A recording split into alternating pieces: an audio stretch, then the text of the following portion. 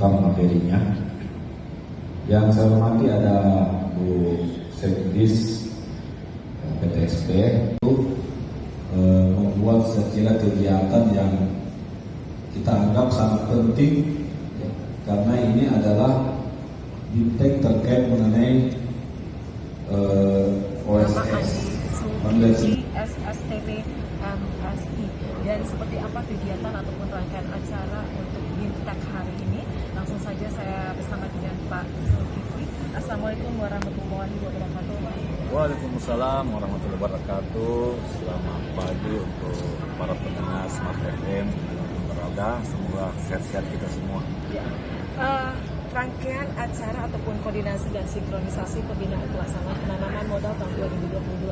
Nah, ini untuk rangkaian acara ini kegiatannya ini untuk apa sebenarnya, Pak? Ya, jadi saya berawal dulu dari tupoksi dari Dinas Penanaman Modal, ya DNPTSP atau Dinas Penanaman Modal dan Pelayanan Terpadu Satu Pintu.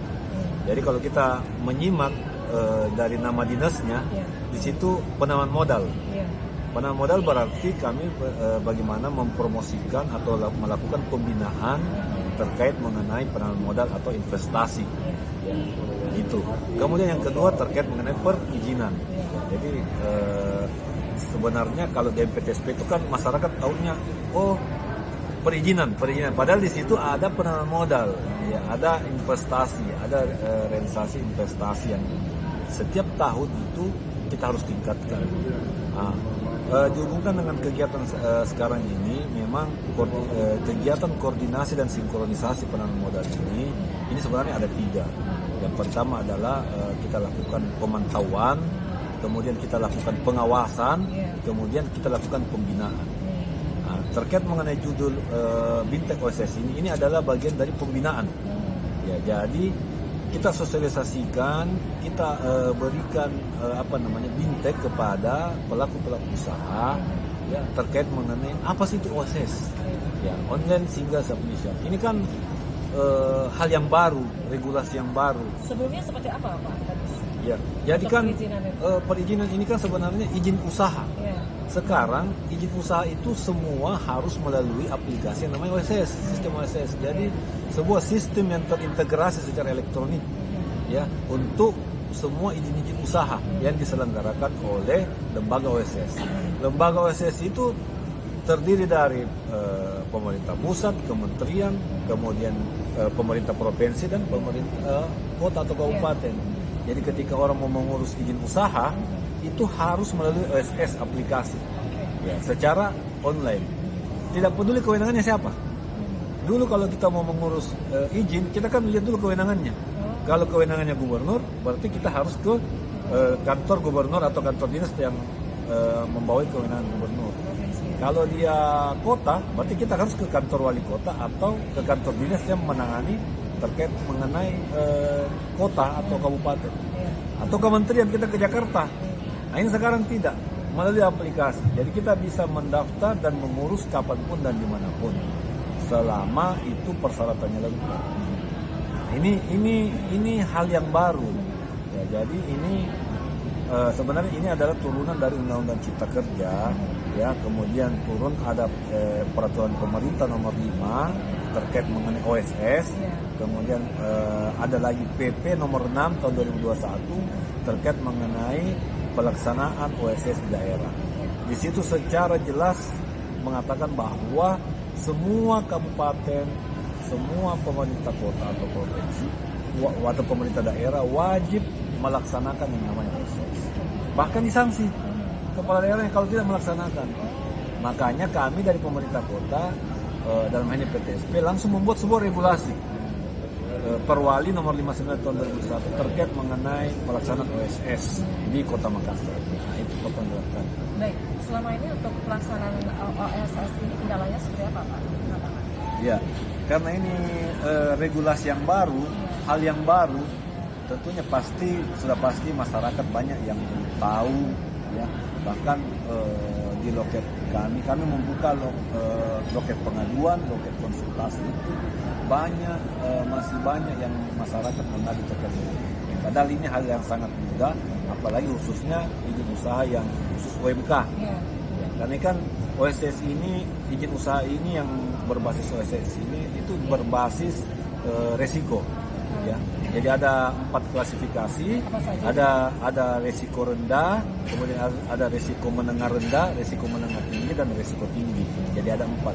Semakin rendah resikonya, syaratnya semakin mudah. Semakin tinggi resikonya, pasti syaratnya semakin banyak. Contoh kalau kita mau membuat izin usaha, mengurus izin usaha, izin usaha warung kopi misalnya, ya dengan 30 kursi, saya kira itu kan masuk resiko rendah. Beda pasti persyaratannya dengan misalnya mau bikin restoran yang 100 kursi ke atas, pasti jauh, mulai dari izin lingkungan yang berbeda, harusnya pernyataan kalau resiko rendah, kalau resiko tinggi dia harus berupa semacam ada sertifikasi standar yang harus diisi, yang harus diupload. Ya. Jadi kalau dia resiko rendah, itu hanya cukup NIB menjadi legalitas, ya, nomor induk berusaha. Bagaimana mengurus NIB di OSS? Itu sangat gampang.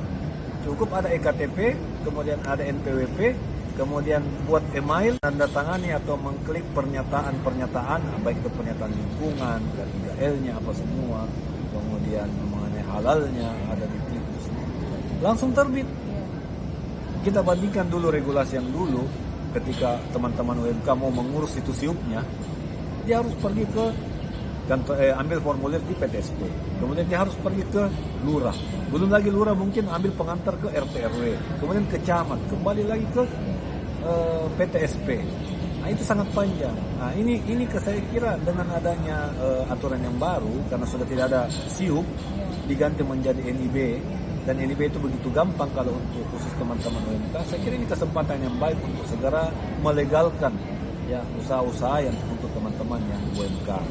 Dan ini gratis ya Pak Kadis? Gratis, ya gratis. Nah kami juga membentuk, ya, namanya Satgas untuk turun ke lapangan, untuk langsung ke lorong-lorong.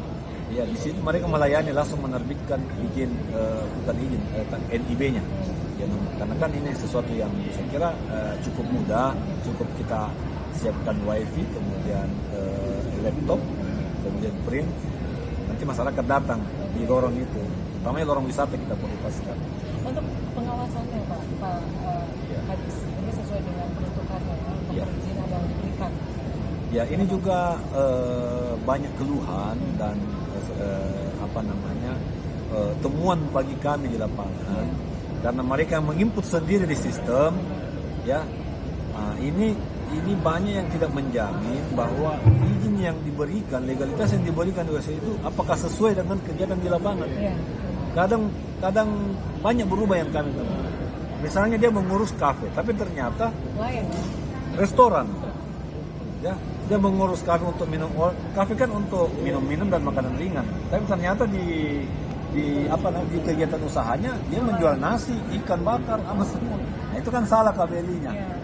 Nah, ini yang banyak. Misalnya dia bikin kafe, tapi ternyata kegiatan usahanya kami lihat ini seperti klub malam. Ya, ada musik DJ-nya, ada panggung, ada orang menari, itu kan masuk klub malam. Nah, ini yang sementara kita koordinasi dengan beberapa dinas, ya, tim teknis, dinas-dinas teknis untuk melakukan pengawasan. Karena fungsi kami hanya pelayanan, bukan pengawasan. Pak Kadis, untuk satu lagi nih, untuk harapannya dengan adanya impact yang dilakukan untuk hari ini seperti apa Pak? Ya, jadi saya kira tentunya kegiatan ini adalah yang sangat penting saya rasa, dan sangat strategis, ya, karena ini merupakan sosialisasi kepada masyarakat supaya mereka paham bahwa ternyata mengurus izin usaha, apalagi yang khusus UMK, itu sangat mudah dan sangat gampang dan sangat cepat, ya, dan tanpa ada biaya. Nah, ini kita sosialisasikan, harapan kita dengan kita memanggil beberapa pelaku usaha, ya, mudah-mudahan juga mereka menyampaikan informasi ini kepada teman-teman, apakah itu baik dari teman asosiasinya atau dari teman-teman keluarganya terkait mengenai kegiatan. Karena ini harus diketahui oleh masyarakat, karena ini sangat penting, karena ini untuk dalam rangka peningkatan realisasi investasi juga. Begitu banyak pelaku usaha di Kota Makassar, pasti perekonomian akan meningkat. Mereka juga bisa lebih berkembang begitu Pak ya. Di lokal aja, tapi juga secara nasional, bahkan internasional juga ya. Karena penguasa usaha. karena dengan dasarnya memiliki legalitas itu kan pasti sudah menjadi dasar utama untuk bagaimana usaha mereka berkembang. Mereka tidak akan dapat bantuan, tidak bisa dibina kalau tidak legal. Ini yang kami sementara sosialisasikan. Dan itu harapan kami. Bagaimana realisasi investasi bisa meningkat di Kota Makassar. Ini sesuai dengan tema ya, Energy of Recovery ya. Ya. Bagaimana selama pandemi ini para pelaku usaha ini khususnya untuk UMKM ini juga bisa bangkit. Ya, Itu harapan kami.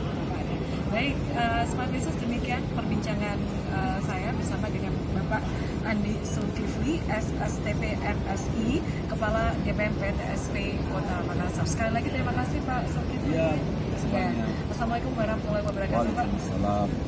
Baik, Smart Listener, saya Mirza Ariati, kita kembali ke